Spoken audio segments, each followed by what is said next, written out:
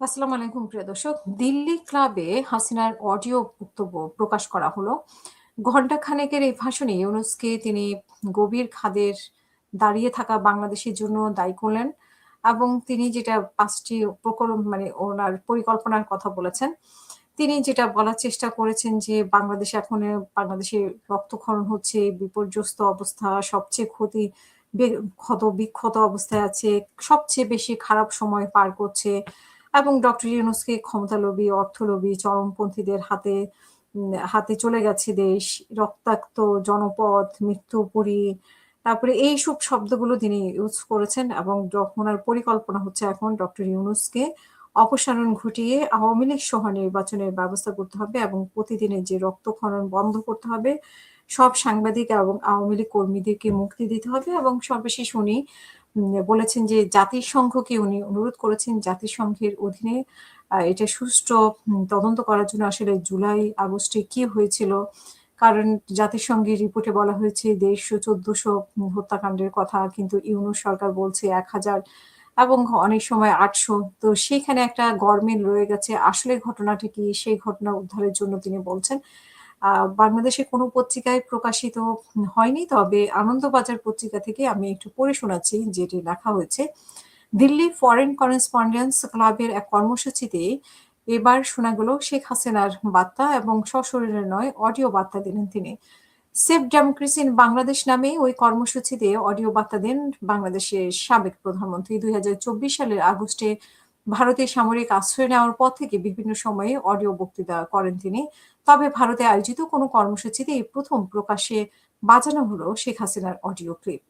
সামনেই বাংলাদেশের সাধারণ নির্বাচন এবং আগামী বাংলাদেশের নির্বাচন মানে আনন্দবাজার পত্রিকায় বলা হচ্ছে যে সামনেই বাংলাদেশে সাধারণ নির্বাচন রয়েছে এবং আগামী ১২ই ফেব্রুয়ারি ভোট রয়েছে বাংলাদেশে। রাজনৈতিক কার্যক্রম নিষিদ্ধ থাকায় হাসিনার দল আওয়ামী লীগ ও আ এইবারের নির্বাচনে অংশগ্রহণ করতে পারছে না। এই অবস্থায় নির্বাচনের ঠিক আগে হাসিনার এই অডিও বার্তা তাৎপর্যপূর্ণ বলে তাৎপর্যপূর্ণ বলে মনে করছে অনেকেই।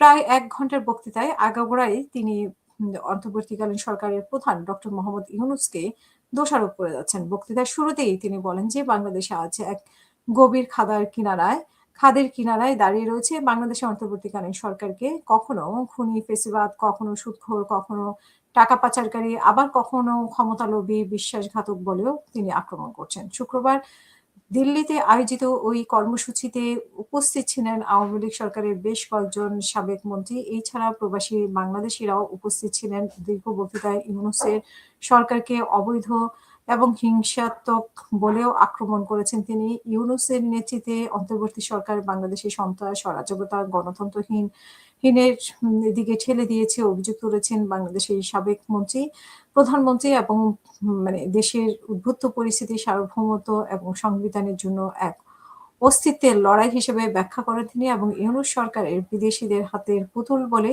তিনি আক্রমণ করেন এবং বিদেশিদের হাতের পুতুল হয়ে যাওয়া এই সরকারকে উৎখাত করার ডাক দেন শেখ হাসিনা।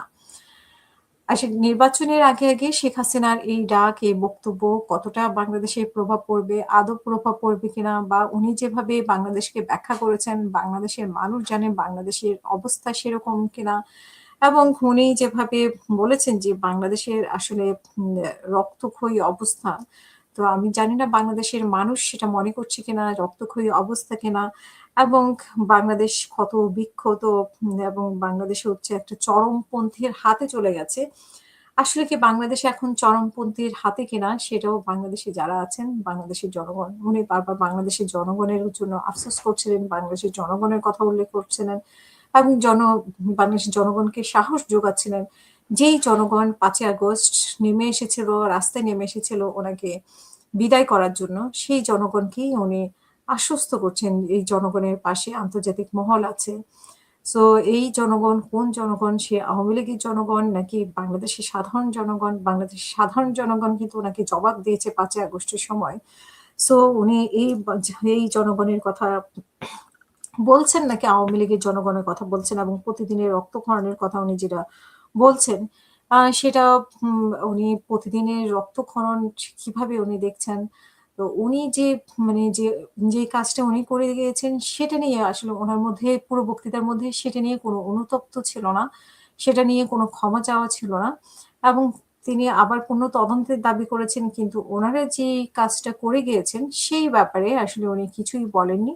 তবে সেই ব্যাপারে যদি উনাদের কতটা দায়ী, কতটা দায়ী না সেই ব্যাপারে যদি উনি কিছুটা বক্তব্য রাখতেন তাহলে হয়তোবা আমরা বলতাম যে উনার কিছুটা উপলব্ধি হয়েছে এবং তিনি জনপদ মৃত্যুর পরিতে পরিণত হয়েছে। উনি কোথায় মৃত্যুপুরী দেখলেন বাংলাদেশে সেটা একটা প্রশ্ন আপনাদের কাছে প্রিয় দর্শক আপনাদের মতামতের মাধ্যমে জানাবেন।